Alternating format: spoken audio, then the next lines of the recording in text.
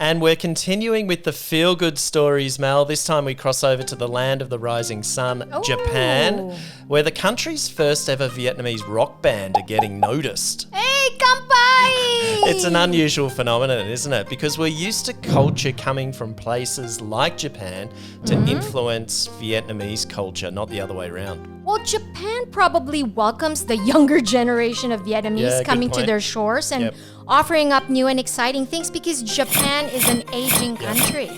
Yep. Yeah. So the band called KURROCK.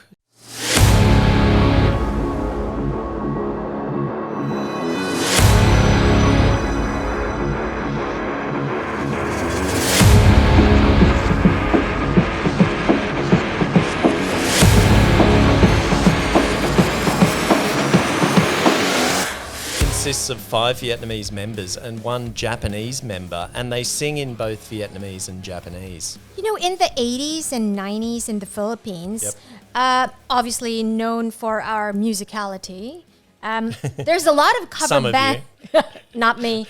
Yeah, there are a lot of bands that went to Japan, but they did a lot of cover songs, not really original songs, which I assume KURROCK is doing. So, none of those bands reached this kind of height. Right.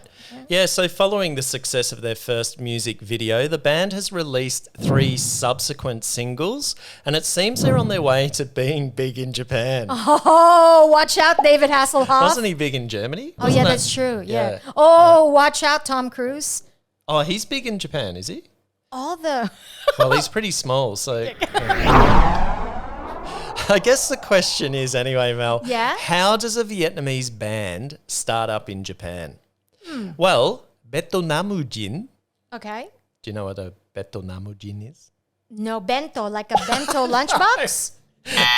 Betonam. Betonam. What does it sound like? Betonam. Betonam. Vietnam. And Jin is person. Oh. So in Japanese, a Vietnamese person is a Betonamujin. Anyway, I discovered Betonamujin represent the second largest community of foreign residents in Japan behind the Chinese. Oh, wow. There are said to be close to 500,000 working, studying and living in Japan. And just a few days ago, as it happens, a union of Vietnamese associations in Japan was established to strengthen connectivity and to support a growing Vietnamese community there. And just yesterday, there was a Vietnam festival in Tokyo to celebrate 50 years of diplomatic ties between the two countries. Wow, cosplay is pretty big here too, you know? There's a lot of dressing up events in the city, big attraction, again, for the young people. Yeah, we came across one a couple of years ago in District 5, didn't we? Did. Which was odd. It was just an odd thing to see, wasn't it? No, but it was a youth center.